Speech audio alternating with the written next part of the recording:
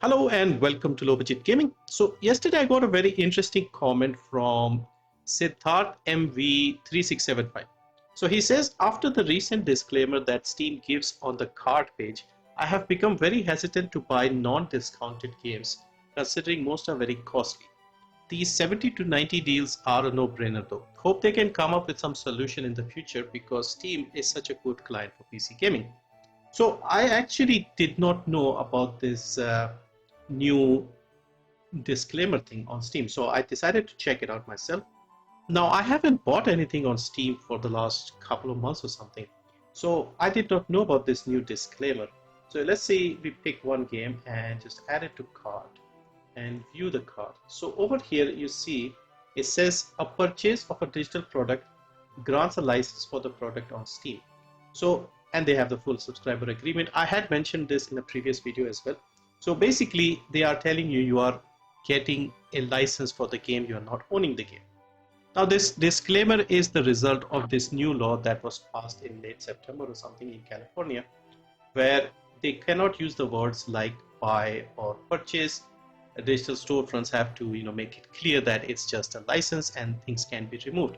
And some of this is partly because of Ubisoft deleting the crew. So in some ways Ubisoft actually helped greatly with this. And also there was some issue with Disney removing stuff from PlayStation or something like that last year, I remember. Yeah, this one here. Last year would purchase discovery content from users' PlayStation libraries before walking back the move. I remember something about this, but I didn't look into it too much.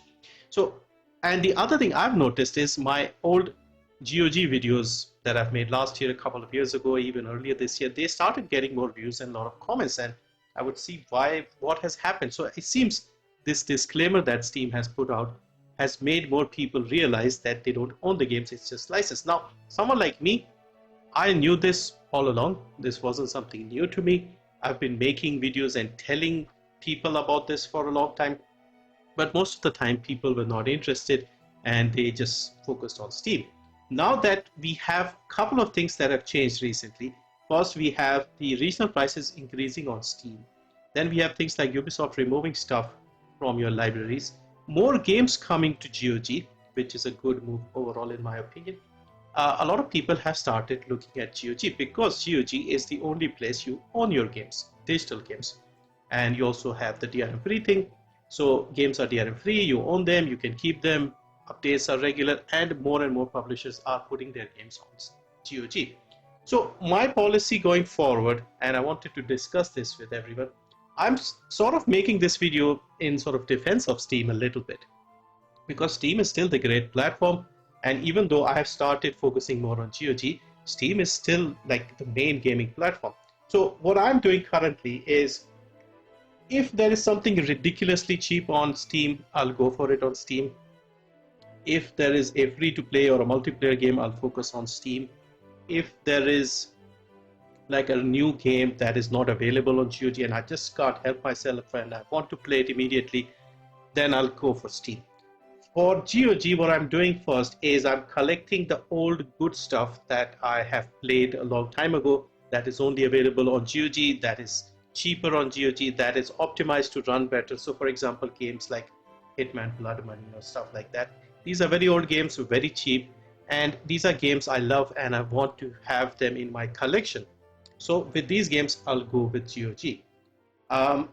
For example, this game here, Alpha Protocol, this was delisted a while ago. It has been brought back. It's back only on GOG for now. Maybe they'll put it back on Steam, but GOG was involved in bringing this back, so I don't know if this will go back on Steam. So we are getting some benefits on both platforms, and I think right now using both platforms is the correct way to go about it. So I'm playing the first Descendant free-to-play game. I'm playing it on Steam. When I'm buying something like say Hitman or any of these games, I'll buy it here.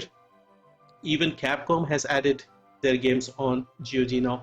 And another thing, one of the issues with GOG, at least for someone like me, is of course there is no regional pricing. We have dollar prices. Some places do have regional pricing for GOG, but we don't. And so the price difference can be huge. So I'm just focusing on the cheaper stuff. And the other thing is Amazon with their Prime Gaming has been giving away a lot of GOG games. So if you have a Prime subscription. Now the benefit for us is Prime subscription is cheap in India, so we can get these games even if we cannot buy them directly. So right now we have Dishonored Definitive Edition. We have Close to the Sun. It's a decent game, nothing special, but it's a decent game overall. Then we have Mafia Definitive Edition, Plague Tale Innocence. These are solid games. Scorn is here. Bioshock Remastered is here.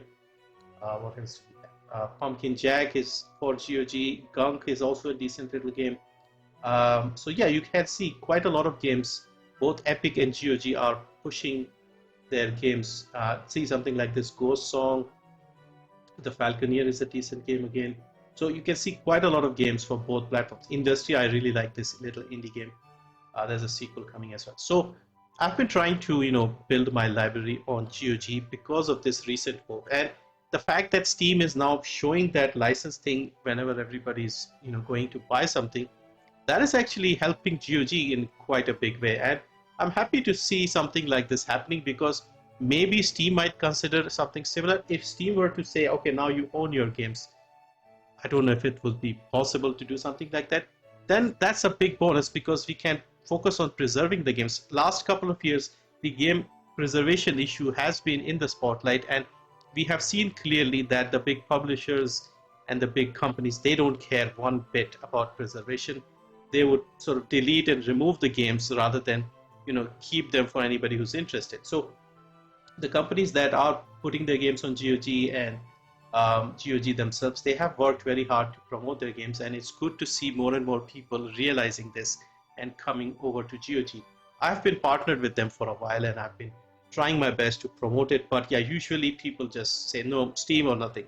That's been like people's policy. So if you are someone who likes to own their games, if you just care about just playing the game and you don't care about anything else, Steam is fine for everything. But people like me, maybe because I'm older, sometimes I get a bit of nostalgia and I want to play something old, and then I realize it is not available digitally, it's not sold anywhere, the old version on Steam isn't optimized for the new Windows or something like that. So when that happens, GOG comes in very handy. Of course, they don't have every game because a lot of publishers are reluctant to put their games here because they have to remove DRM. So yeah, that is just the latest trend, and I'm happy to see a lot more interest in GOG. I'll try my best to keep promoting the good deals here, and I'll focus on that cheaper stuff, but you can get the new stuff here as well. If you live in the US or UK or other places, GOG prices will be the same or even cheaper for you. It's us people in the third world with good regional pricing on Steam that have a big difference with GOG prices. But even so, with the recent increase on Steam, with the regional prices over the last 2 years, I've been sort of spending a little more in getting games here. Like if it's about the same or a little more here, I'll buy it here. That's been my policy. So anyway, let me know what your thoughts are on this. And did you see that notice? Because I had not seen that, and I was wondering why everybody's suddenly more interested in GOG. But that kind of explains it.